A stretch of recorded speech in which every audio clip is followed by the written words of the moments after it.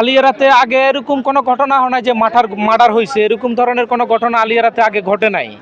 তবে আলিয়ারাকে যারা খারাপ বলে, আসলে আলিয়ারাটা এত খারাপ না। এই বক্সগঞ্জ ইউনিয়নের কিছু মুখোশধারী শয়তানের কারণে, তাদের চক্রান্তের কারণে এই আলিয়ারাকে তারা ধ্বংস করে দেয়। এই ধ্বংস করার জন্য তারা সাকসেসও হয়। তো আমি সাংবাদিক ভাইদেরকে আপনাদেরকে যেটা বলি, তারা আজকে অনেক দিন ধরে যেটা শুনতেছে দুই গ্রুপের সংঘর্ষ, আসলে এই পর্যন্ত দুই গ্রুপের সংঘর্ষ ঘটেনি। তারা মনে করেন আপনার হায়নার মতো, সবসময় তারা হায়নার মতো, হায়না যেমন একটা হরিণের উপরে ঝাঁপিয়ে পড়ে, ঠিক তারা হায়নার মতো বারবার আমাদের উপরে এভাবে ঝাঁপিয়ে পড়ছে অস্ত্রশস্ত্র নিয়ে। কিন্তু আমাদের লোকজন, তাদের একটা লোকজনের গায়ে হাত দিছে, এই পর্যন্ত তাদের একটা লোক আহত বা নিহত হয়েছে, তারা এই ধরনের কোনো প্রমাণ দিতে পারবে না। আলাউদ্দিন মেম্বার মারা গেছে, এটা সত্য। আমরা আলাউদ্দিন মেম্বারের হত্যার বিচার চাই। আমাদের যে দুজন লোক, আমার বাবা, আমার জ্যাঠা ভাই নয়নকে হত্যা করছে, তাদের হত্যাকাণ্ডেরও বিচার চাই। কিন্তু আলাউদ্দিন মেম্বারকে তাদের লোক তারা হত্যা করে আমাদের নামে একটা মিথ্যা মার্ডার মামলা দেয়। আমরা অবিলম্বে বাংলাদেশের প্রশাসনের কাছে, দেশবাসীর কাছে যেহেতু আমাদের নামে মিথ্যা মার্ডার মামলা যেহেতু উদ্র করা হয়, আর আমার বাবা, আমার জ্যাঠাতো ভাই আরো অনেক লোককে কুপিয়ে ক্ষত বিক্ষত করে, এটা দৃশ্যমান, এটাই দেশের মানুষ দেখছে। যদি আমাদের লোকজন হামলা করতো, তাদের লোক তো আহত হতো।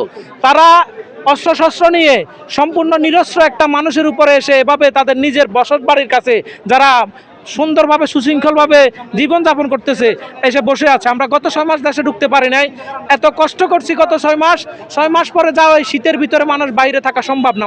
একজন মানুষ নিজের ঘর বাড়ি বসত বাড়ি ছেড়ে অন্যের ঘরে কয়দিন থাকবে? 6 মাস আমরা ধারে ধারে ঘুরেছি, অনেক জায়গায় গিয়েছি। আমরা দেশে আসার জন্যে এই সন্ত্রাসীদের, এই বন্দুক বাহিনীদেরকে নির্মূল করার জন্য আমরা বক্সগঞ্জের দায়িত্বশীল সবার কাছে গিয়েছি, বারবার গিয়েছি, একবার দুইবার না।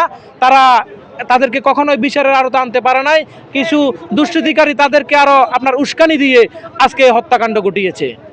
বক্সগঞ্জের মানুষ যদি তাদেরকে বিচারের আওতায় আনতে পারতো, যেমন আপনার 2025 সালের 25শে জুলাই তারা ওই দিনও গুলিবর্ষণ করে, আমাদের লোকজনের উপরে অনেক লোক আহত হয়। যদি ওই দিন গুলিবর্ষণের পরে যদি ওই অস্ত্রগুলো উদ্ধার করা হতো, এই তহিদকে, ইকরামকে, এই সন্ত্রাস বাহিনী নূর আহমদ হকির সহ যারা তাদেরকে লালন পালন করে, তুতা মিয়া সহ, তাদেরকে সহ যদি আপনার এই আইনের আওতায় না হতো, তাহলে এই দুজন মানুষের প্রাণ চলে যেত না। এই দুজন মানুষকে অন্তত বাঁচানো যেত যদি অস্ত্রগুলো উদ্ধার করা হতো। আমি বাংলাদেশের মানুষের কাছে, এই বক্সগঞ্জের মানুষের কাছে, বাংলাদেশের আইন বিভাগের কাছে জানতে চাই, এই অস্ত্র কেন উদ্ধার হচ্ছে না? যেভাবে হোক এই অস্ত্রগুলো উদ্ধার করা হোক। এই হত্যাকাণ্ডের সাথে যারা জড়িত, একদম সরাসরি যারা জড়িত, তাদের সবার ফাঁসি চাই, তাদেরকে আইনের আওতায় আনা হোক দ্রুত। আপনারা দেখছেন মেঘনা টিভি, সত্যি সন্ধানে সবসময়।